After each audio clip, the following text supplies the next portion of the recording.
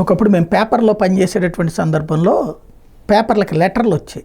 ఆ లెటర్లని రాసేటటువంటి పని కొంతమంది స్ట్రింగర్లకు అప్పచెప్పేవాళ్ళు.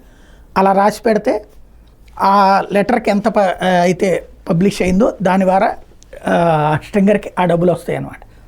అయితే నాకు మాత్రం ఎప్పుడు ఇచ్చేవాళ్ళు కాదు, ఎందుకంటే నువ్వు మిగతా మామూలు జనరల్ వార్తలు రాయి, ఇది కూర్చుని రాసేటటువంటి పనులు ఇలాంటి వాడికి వద్దనేటటువంటి వాళ్ళు అనమాట. అయితే ఆ రోజుల్లో 2 రకాల అంశాలు అప్పుడు మాకు డెస్క్లో చెప్పేటటువంటి, ఒక యాంగిల్ వచ్చినప్పుడు లెటర్ అది నువ్వు రాస్తున్నప్పుడు నీకు చూసేటటువంటి లెటర్లలో 2వ రకమైనటువంటి యాంగిల్ ఉంటుంది కదా కౌంటర్ది, అది కూడా వస్తే అది ఇది వెంటనే వచ్చేటట్టు చూడు అని చెప్పి. అంటే ప్రజాస్వామ్యంలో ఒక అభిప్రాయానికి భిన్నమైన అభిప్రాయం వస్తే రెండింటిని చూపించడం అనేటువంటిది బాధ్యత. మనకి పత్రికల మీద విశ్వసనీయత పోయింది, ఛానళ్ళ మీద విశ్వసనీయత పోయింది, టోటల్ మీడియా మీదనే విశ్వసనీయత పోయింది. రాజకీయ పక్షాల మీద విశ్వసనీయత ఉందంటే వాళ్ళ మీద లేదు, కానీ వీళ్ళిద్దరికంటే ఆళ్ళు బెటర్ అని ఆడ మాటలంటే అమ్మేస్తున్నాం.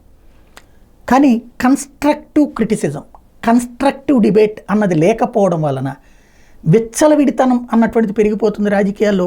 ఆ విచ్చలవిడితనం బాధితులు ప్రజాస్వామ్యమే, ప్రజలే, కానీ అది అర్థం చేసుకోవట్లేదు. ఇప్పుడు బూతు పదాలు లేదా దూషణలు తెలుగుదేశం పార్టీ వాళ్ళు వైఎస్ఆర్ కాంగ్రెస్ పార్టీ వాళ్ళని లేదా జగన్కి అనుకూలంగా ఉంటే పేటీఎం గాళ్ళు, పేటీఎంలో ఎవడో రాశాడట గతంలో ఒక వార్త రాస్తే 5 రూపాయలు వేస్తారు వాళ్ళు అన్నట్టు.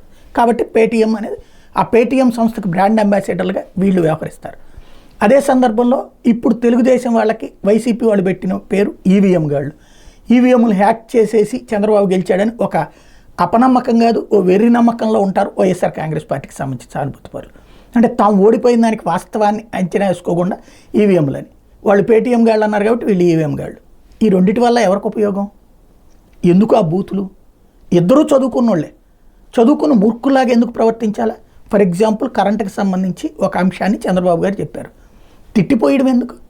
ఇదిగో ఆయన చెప్పింది రైట్ అని వీళ్ళు చెప్తున్నారు, ఇదిగో ఇది రాంగ్, ఇది వాస్తవం అని చెప్పేటటువంటి నిజమైన విశ్లేషకులు సోషల్ మీడియాలో ఉండేవాళ్ళు ఇదివరకు. వాళ్ళు కూడా భయపడి పక్కకి వెళ్ళిపోయారు. ఈ పేటీఎంలు లేకపోతే ఈ బూతులు ఇలాంటి వాటితో తట్టుకోలేక, ఏది దాని పేరేంటి, ఈవీఎం గాళ్ళు లేకపోతే కనుక పెయిడ్ గాళ్ళు, ఇట్లాంటి వాటితో తట్టుకోలేక నిజంగా చక్కటి విశ్లేషణ చేయగలిగిన వాళ్ళు ఉండేవాళ్ళు ఇదివరకు. ఆ విశ్లేషణలు చచ్చిపోయినాయి. ఇప్పుడు నిజాయితీగా రాయడం కరువైపోయినటువంటి రోజులు. బట్ వాస్తవానికి ప్రజాస్వామ్యంలో మనగలగాలి అంటే తప్పు ఎక్కడ జరిగినా అది తప్పని మాట్లాడేటటువంటి వాతావరణం ఉండాలా. తప్పుని సరిచేసుకునేలా అప్పుడు ప్రభుత్వాలు ఉంటాయి, పాలకులు ఉంటారు, రాజకీయ పక్షాలు ఉంటాయి. అలా కాకుండా తప్పుని ఒప్పని వాదించే మూర్ఖత్వంతో కనుక వెళ్తూ దాన్ని బదులుగా మనల్ని మనం తిట్టుకుంటే ప్రయోజనమా అనుకుంటే చివరికి మనం బందెల దొడ్లోకి తయారవుతున్నాం. గుర్తుపెట్టుకోవాల్సిన అంశం.